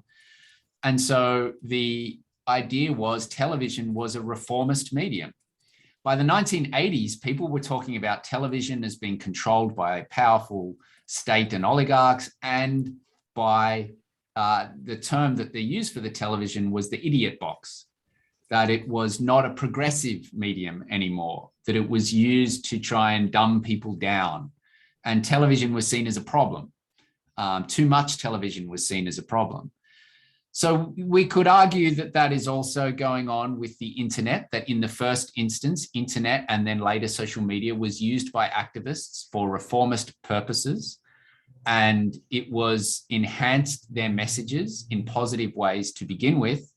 And then the powerful elites and state managed to use the internet for their own purposes and managed to crack down on citizens in ways that they weren't able to do previously, but then did later. In other words, the state and the powerful adapt to new technologies. It just takes them time. The other argument, though, is that digital media is very different from internet. And so if we think of the internet as being the ability to upload your photo on the internet, and digital media is Photoshop, the ability to manipulate it or bend it or change it. And so we have to think of two different technologies here. Internet is one thing, but digital media is another. And the fact that you can manipulate online content in new ways, and the fact that you can get it on your mobile phone, drastically changes the nature of the communication. It's very different to the way that you might access the internet now than you did previously. When you think of, and this is why Southeast Asia matters so much here, because most Southeast Asians, when they access the internet, they're doing it via their mobile phone, and they're doing it via probably a cheap Chinese-made Android phone, and they're doing it to access WhatsApp and Facebook. Now, that's very different from someone in Australia like me, who first used the internet via a computer or a laptop, or not even a laptop, via a desktop computer through dial-up internet, with the that kind of thing, which meant that your practices changed. So in other words, we have to study the adoption of how people use digital technology for the first time, and why that's very different from what they were doing 20 years ago, to understand the impact that it has on democracy. And I don't think there's been enough studies on this. on people who examine how people first used the internet in Southeast Asia. I'm not talking about like Jakartans who've been on the internet for like 20 years. I'm talking about, 50-year-old babaks who first get a mobile phone because they want to connect with their children in the cities who are going to university, and they sign up to Facebook and WhatsApp. How has their information society changed? Why do they start to spread fake news? What do they believe in? What networks do they join? That's the society that's often forgotten when we think about new information societies in Southeast Asia. And the ibu-ibu who are sending out, health messages about kesehatan. This is the kind of stuff that we don't study enough of, because these are the people that are growing the social media adoption in Southeast Asia. Yes, young people is crucial, but the take-up is actually often through 40-year-old, 50-year-old bapak and ibu who want to connect with their kids. And so they get a mobile phone. And that's changing the nature of communication. Yes, it's interesting. And Mbak Amar, you have a further question here, yeah? Would you read it? Okay, one more question, Dr. Tapsal. Okay, as we can see here in Indonesia, the television is more into the economic reason. I mean that the programs is actually are regarding to the political economy, not really politics, but more to the economic reason. Do you think this also happen here in Indonesia? Would you provide example, Mbak Ambar? Perhaps the economic reason. What do you mean? For example, like Dr. Tapsel mentioned before about the television that been owned by Pak Haritano Sudibyo, right? Actually, he owns three television here in Indonesia, and it is actually for the economic reason, right? And not really into the political things, I suppose, because by owning 3 to 4 television, it means that it will bring a lot of economic revenue, for example. Yeah, so that's debatable, I guess, because someone like Metro TV, Metro TV isn't about the way and how much money it makes for the company. It's about the influence that it gives Surya Paloh to then push his other business interests, such as, coal mining in Africa or relations, Partai Nasdem connections, which currently being written about in Tempo. So I don't think that they're necessarily doing it for economic reasons. In fact, you could argue that really television is for a media mogul is dying out. Just last month, I think, or 2 months ago, we had a flip for the first time in Indonesian history, where more respondents said that they watch YouTube or watch streaming services online than they do who watch television. For many, many decades, television has been the king. Even in the last election, 2014 election, 2019 election, television was still incredibly important because it reached people who didn't use the internet. And huge numbers of people, Indonesians, watch television. But when it comes now to news, it's increasingly via the internet and social media. So really, the question is television dead? Is it a slowly dying industry? Because if you talk to any young students, be they in America, Australia, Indonesia, Malaysia, Singapore, generally speaking, they're not owning televisions. They are largely using their laptops to stream Netflix and YouTube and whatever. So what does that mean? Obviously, Indonesian media moguls are trying to pass regulation, which makes it harder for companies to stream services, but that's just old predatory behavior. The future of television, so to speak, is not in its current format where you plug into a digital television station. It's going to be via the internet. Everyone knows that. So I don't know whether there's any economic benefit in the next 10 to 20 years for owning a satellite television station. And this is why Rupert Murdoch sold off a large part of his company to Disney, because the writing is on the wall.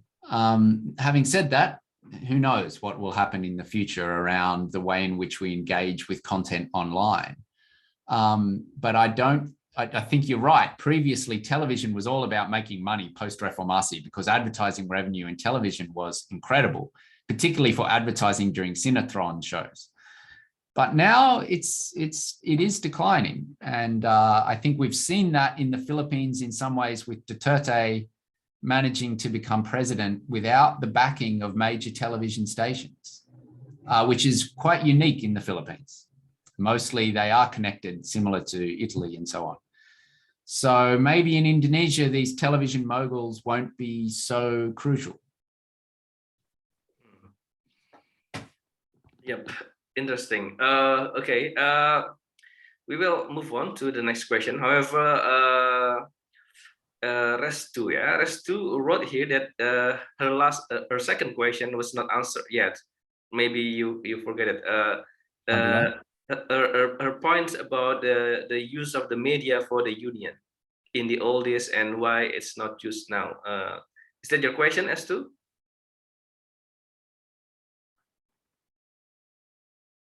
Yeah. You're still muted. Oh, okay. In the past, the media for the union produced media that they used to have propaganda and to build a movement. But today, since the union's media has no impact, like their private side, their institutional side, they do not have any impact to build a movement, just showing their activities. What do you think about that? So maybe you could tell me more about what you mean in the past. Like, are you talking about pre-1965, the leftist union movements, or are you talking about more recently? Also, in the colonial time, like VSTP, the union on rail has set up. It has impact to build propaganda, and then the left party, the PKI, also has media, and it has impact to build movement to organize the public or their followers. But today, some unions, like any kind of federation, seems have less impact on the media using. They don't possess media. Yeah, I remember because I was doing research about the history of Kompas. Yeah, there was Harian Rakyat, and Kompas was initially named Bentara Rakyat. And the purpose is to compete with the Harian Rakyat of PKI. And yeah, that's the good point, I think. What do you think, Ross? Well, yeah, you might have an answer too, which I guess I can only think about the way in which people like Ariel Herianto and Vedi Hadiz and others would talk about the leftist movements pre-1965.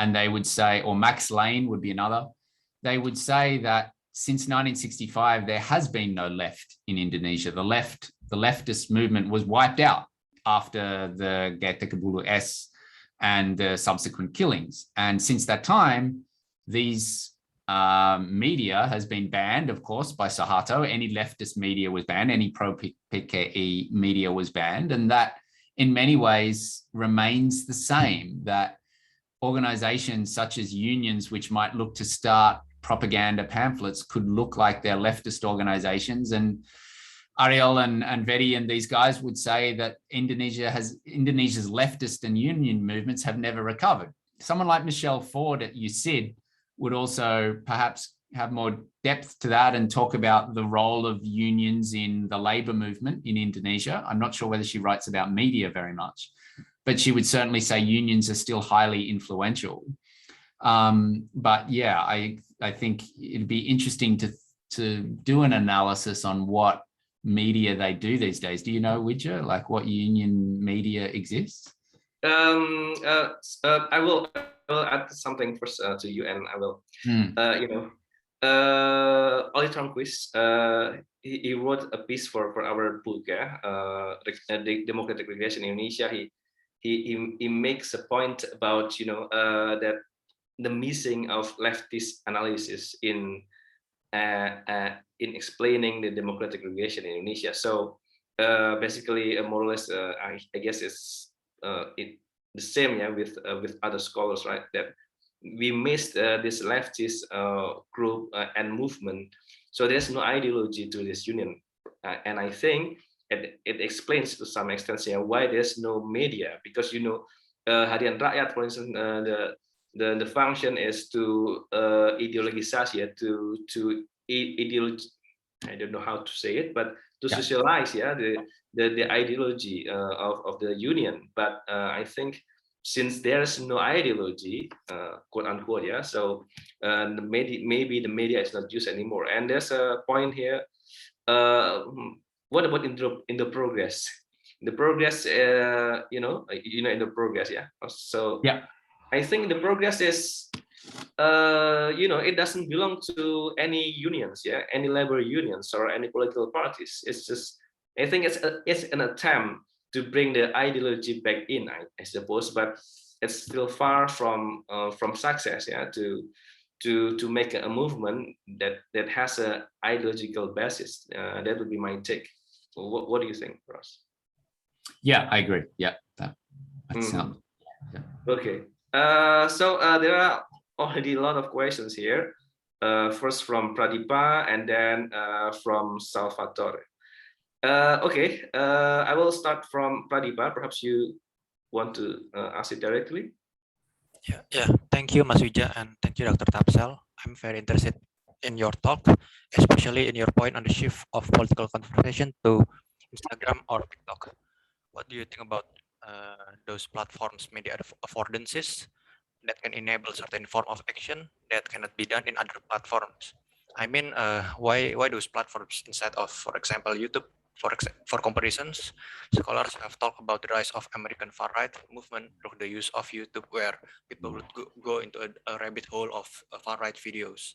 So what do you think is unique about Instagram or TikTok? Is its elements of play, its temporary forms of message, and what forms of convergence as media scholars that we should pay attention to those platforms? Thank you, Dr. Tapsel.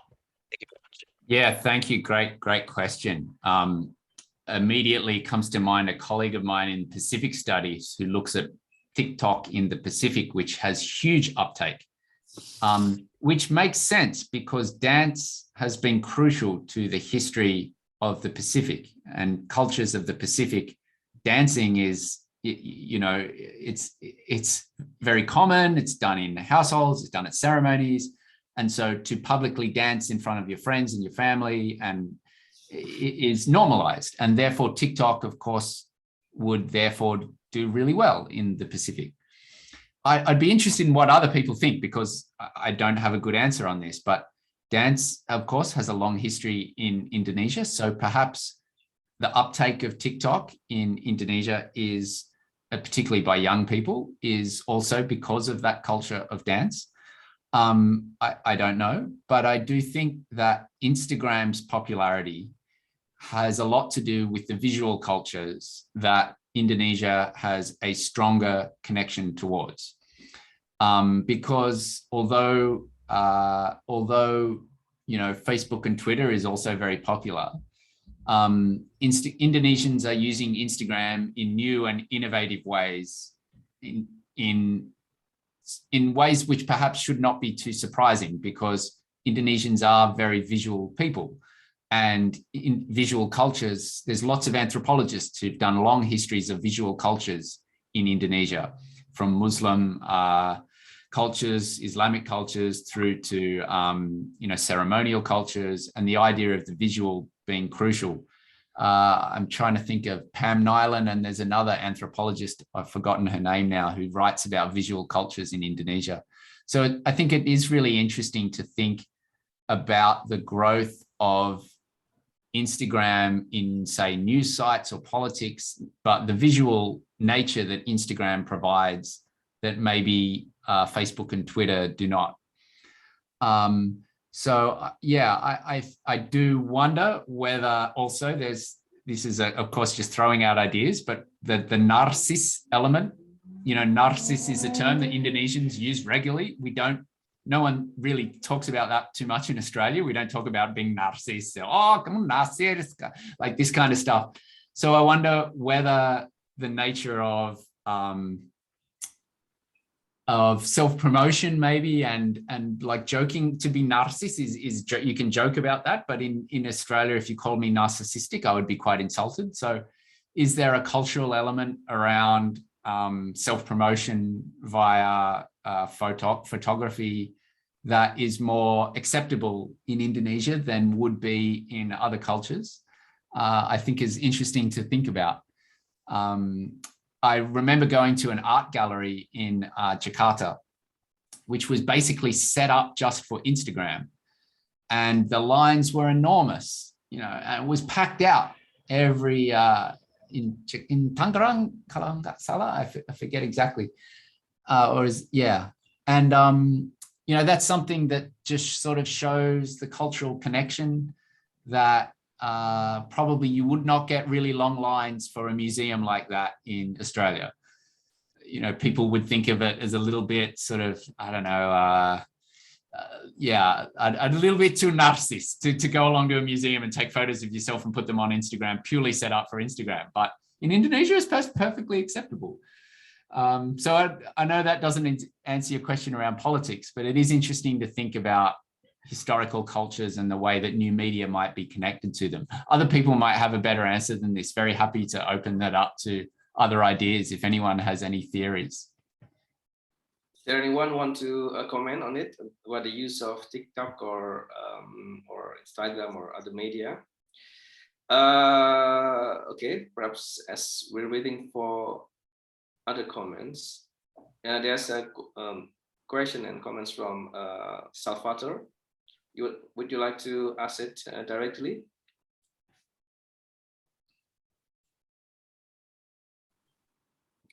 Salvatore Simarmata? Yeah. Yeah, hi. Thanks. So I was trying to look for some hope in this pessimistic tone of discussion about the role of digital media today. So I think the digital media seems to brings two opposing directions of messages. One is positive and the other one is negative. So the positive one, as Rose explains in his book, is about the digital oligarchs. The negative message, I would say, a new type of citizen, like participatory electorates during election or citizen empowerment of many sorts. So my question, do you see that the bad message of this digital media overpowers the positive one as long as oligarchs are in power? If so, how do you think, to equalize it, if not reverse? So the positive message will emerge and develop more than negative one. And the last question is, what's the by looking back at history that you were referring to during the independence movement, and also going back further with the idea of imagined communities, and also forward during the Reformasi era, was the missing of common enemy for civil society organizations a defining factor to the overpowering of negative over positive messages of digital media in Indonesia democracy today? Thank you. Thank you, Salvatore. I was hoping you might answer your own question, which would give me insights into how your thesis is developing. But yeah, look, they are really the two big questions. I mean, what do you think, Salvatore? Why do negative Why is negative campaigning so successful? Well, I think we go to another question. So why the negative negative campaigning could go in a positive sense and also negative sense when it is fact-based, truth-based, that could be attacking for giving service to the electorate to make rational electoral decisions. But why negative campaigning was so successful, I think, during so many elections in the past, was because it tends to polarize the citizens, and it tends to arouse what sociologists call cracked in the society. So, for example, the issue of PKI. Some people hate, regardless of the truth about the history of PKI and what happened in the past, but some people hate about just the sentence of, the acronym of PKI, especially those coming from low-educated citizens. So it has to do with the characteristic, the culture of the society that leads to the successful of negative campaigning. The second, I think this is the defining factor as well, because it occurs digitally, that no one can control the Bawaslu, the election supervisory agency, cannot do anything about it, and they don't have even authority to control and punish who, campaign against any regulation. So we are in a very, I think, messy, bad situation when it comes to developing democratic election campaigning for so many reasons. But there's also another factor, because the candidates don't want to be perceived as attacking their opponents, right? So the candidates during the presidential elections, for example, outsource their campaign to citizens-based negative campaigning. So that's why we know now, like buzzers, influencers. I think the other day we talked about bots, but also there are some micro celebrities. So because Indonesian society perceive, politeness and respect in public, voters will hate and will vote against candidates who attack their opponents in public. So that's why candidates try to, avoid that trap by allowing volunteers, influencers, and buzzers to campaign for them, and also campaign against other candidate on their interests. I think those are main reasons why negative campaigning was so successful and will be successful anytime more in the future, I think. I don't know, that's so far as I can say. Back to you, Ross. Yeah, I think the common enemy issue that you raise is an interesting one. Again, back to this omnibus law. I mean, if you looked at the student movements, there's really sort of, they managed to coalesce around one issue, and that was corruption, including the Islamic student movements. They're very happy to protest around the potential for corruption of DPR or MPR. But when it came to other issues, such as, women's rights issues, Papua, issues around the labor movement, freedom of expression, the student movement is in many ways quite polarized as well. So civil society that you talk about here, or at least in the student civil society organizations, the split within them around how they see the future of Indonesia is potentially a problem for the mobilization of reform, because even the reformists can't agree on which aspect of reform they think needs to be argued about. Yes, everybody's against corruption, we know that, and the KPK stuff, everybody, whether you're an Islamist student group or a pro a pro-democracy student group or a leftist organization, whatever it might be, you're against corruption. But the other issues are harder to agree with. And yes, perhaps you're right. Perhaps as Indonesia becomes potentially more polarized, then civil society is going to become more polarized as well. And that would be played out in digital media discourse. Better move on, I guess, Wija. There's also interesting, what we found in our research about the online propaganda, to weaken the KPK, the anti-corruption body. One of the reasons why it was so successful, because they frame it into a new way, KPK as and Taliban, and the hashtag is most popular is KPK and Taliban, KPK as the place for extremism. So it used the identity politics in it, and it's different with the attempt before, and maybe it provides one of the reasons why it was successful. Okay, let's go on. We have, wow, it's a very long questions from Nuriatul Lailia. Aline, would you like to ask the question directly? Still muted. Okay, I'm sorry, I'm in the middle of another training here. Okay, so this is also a comment and also a question, because you mentioned something about TikTok. I remember that years ago, somewhere in 2007, Marshanda, a social media influencer and also a celebrity, she did some TikTok movement that time, but then people accused her to be mentally ill. And now people do that all the time, and then she often reflect on that situation. And the early comes when TikTok early come in Indonesia, it was used more by children like under 15 years old and come from suburban and stuff, and that's why we call like ally generation. And none of the people from my age or maybe 20 above or like 17 above would like to use TikTok at that time. But then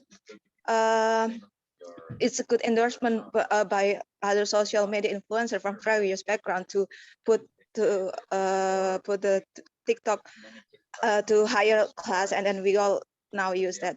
And then I have question regarding to that, because like you previously you mentioned something about student movement, and during the last demonstration, there were some demonstration. I was a bit surprised that okay, the now generation also don't mind to do some street actions.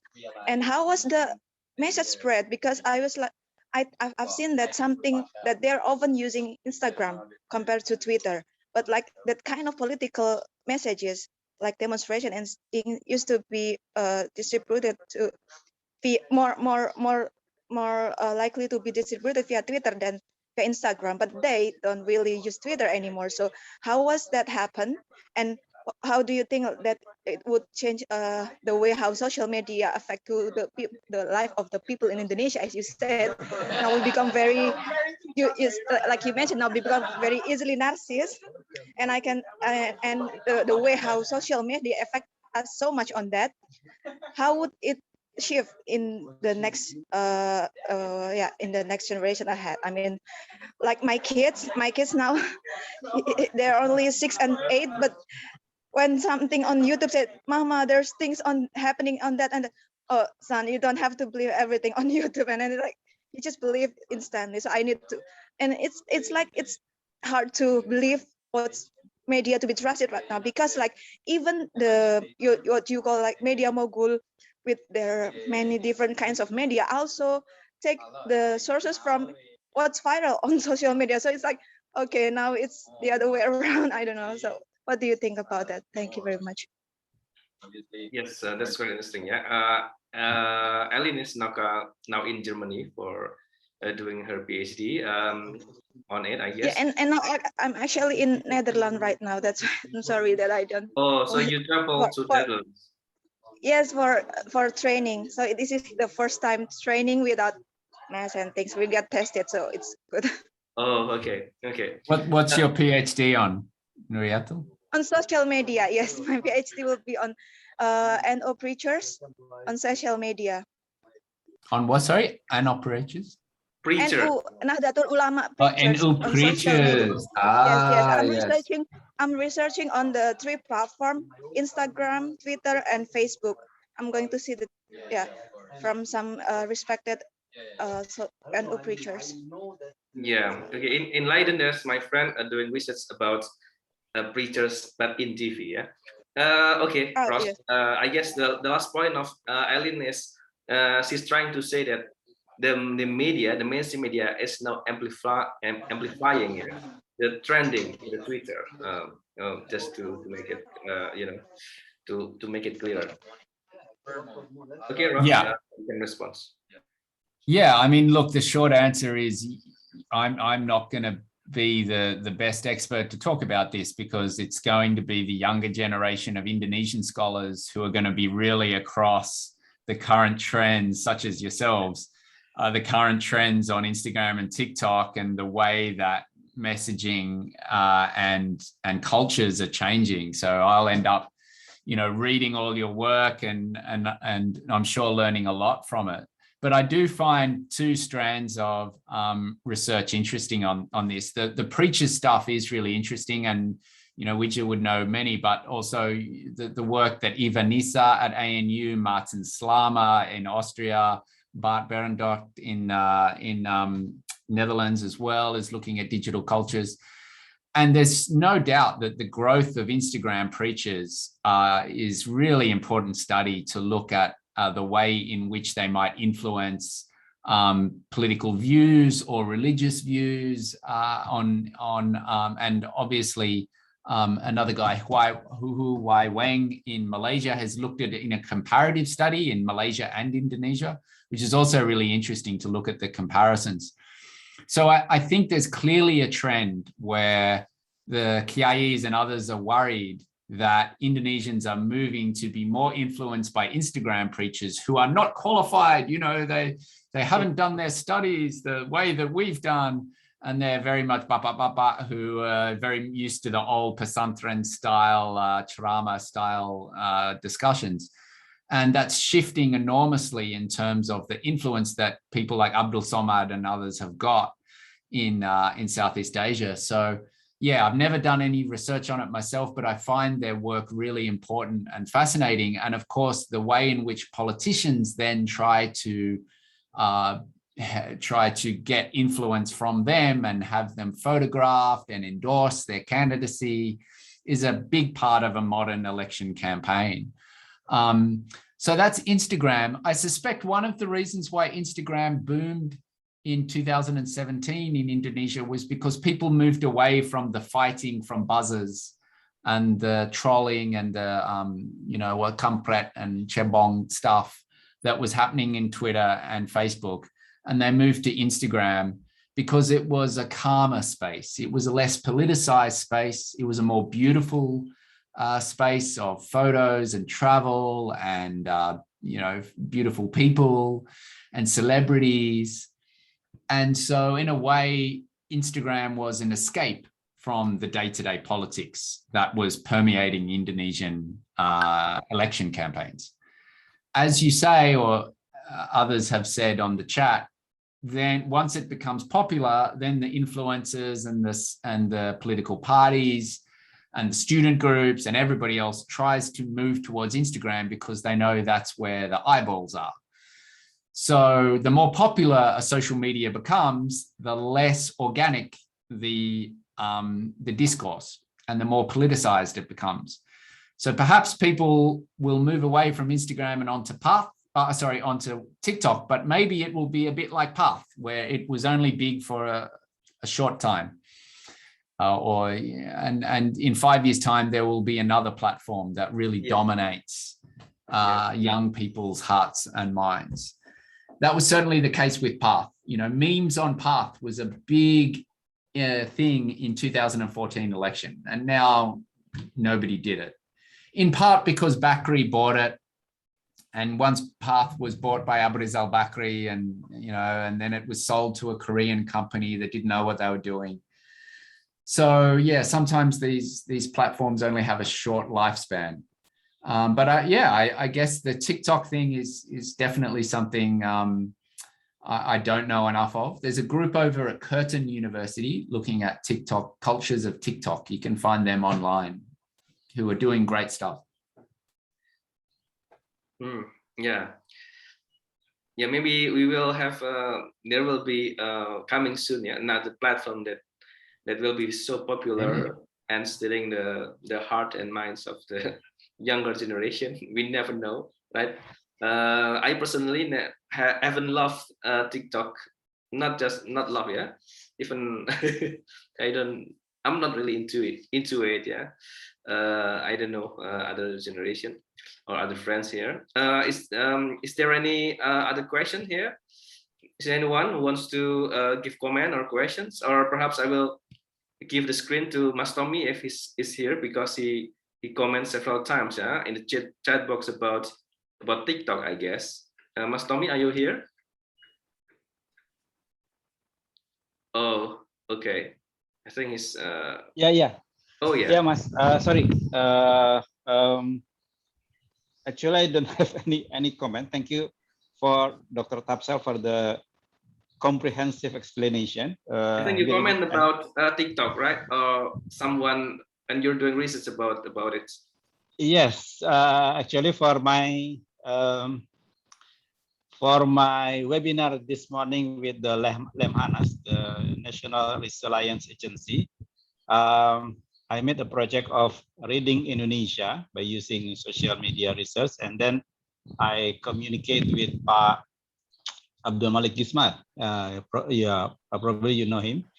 And then we talk about that project in the past, and we talk about TikTok. So and he sent me his writing. So when I heard Mbak Anita talk about TikTok, I think that will be at new information about that. For Dr. Tapsel, I'm enjoying your explanation, but I don't have any question for you. It's a bit too much for me to handle. So please allow me to take time to absorb of your explanation. Thank you. Sure. Thank you for the conversation article. I've clicked on it and will save it and read. And thank you to Pradipa for the Bowo TikTok Bowo Open Libe. I'll try and look that up as well. Yeah. Okay. We still have just 4 minutes actually before the end of this very interesting session and discussion. Is there anyone who wants to give a last comments or question here?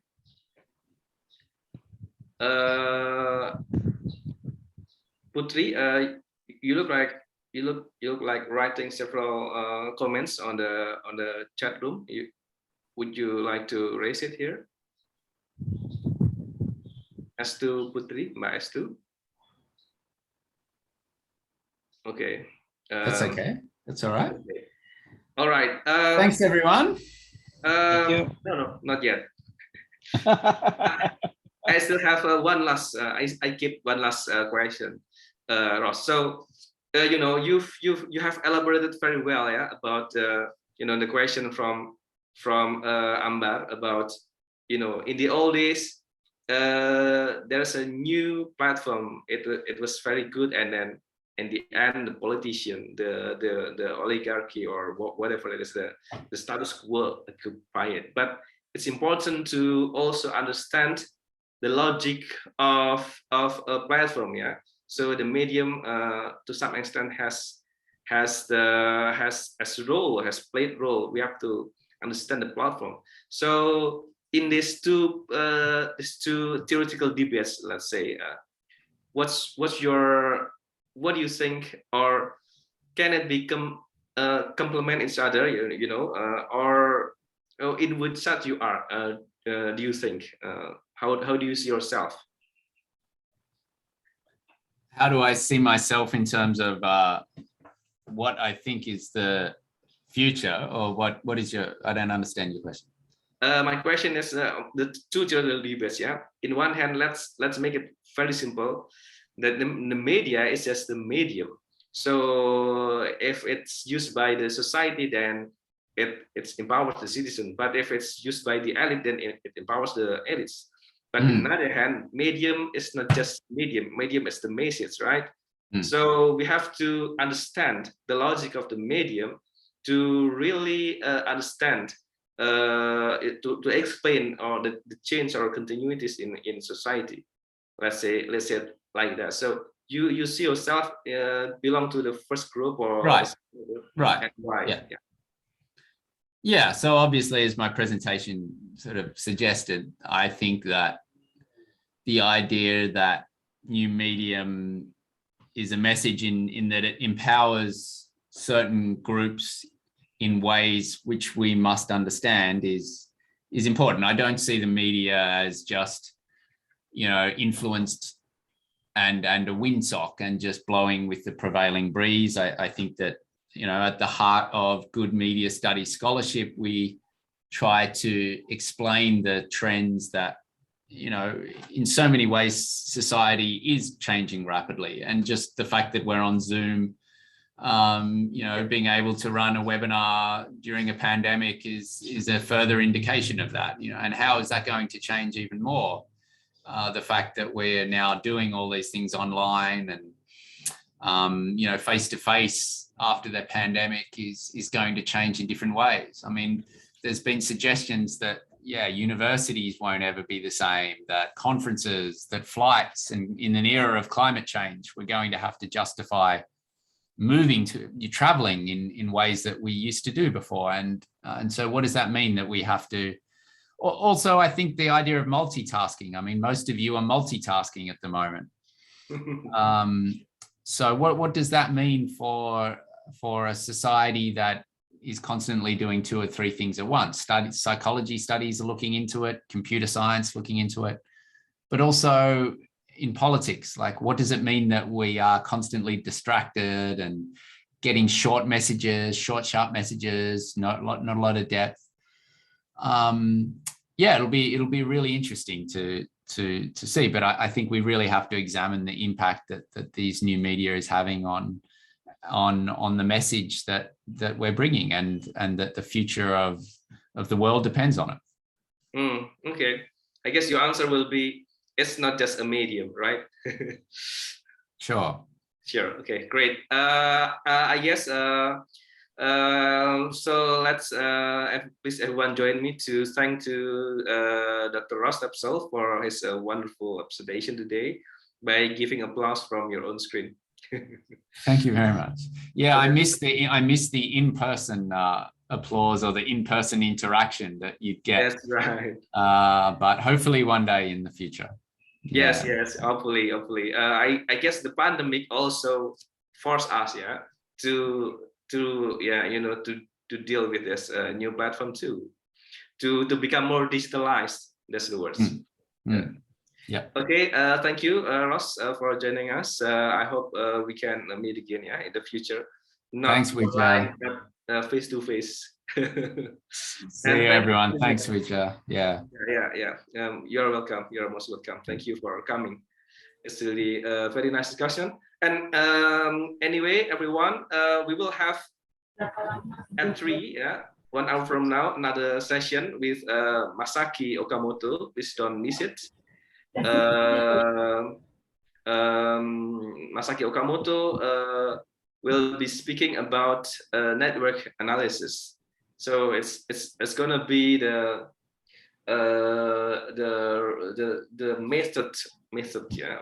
The topic will be about the research method, right? We now just discuss about the theories, let's say, theory to explain the politics or digital politics in Southeast Asia. An hour from now, we will have a discussion about the network analysis. So yesterday we have big data for political science, and then we have social media for social media analysis, natural language processing. And today we will have network analysis. Tomorrow we'll have digital ethnography class. So it's going to be a very important topic and interesting one. Pak Gulam, you have any announcement? Should we close it? We leave this? Yes. I think we need a 50-minute break in order to avoid the Zoom fatigue, as you mentioned yesterday. So I will 50 open minutes, right? An hour, right? We will start at 3, right? 50 minute break. Oh, 50, Because yeah. I will 50. open, I will Oh, open great. the Zoom meeting room 10 to 3, I think. Okay. Great. Okay, thank you, Pak Gulam. Yeah. And thank you, everyone. See you again. Thank you. I will see you 10 to 3 this afternoon. Bye. Thank you in an hour.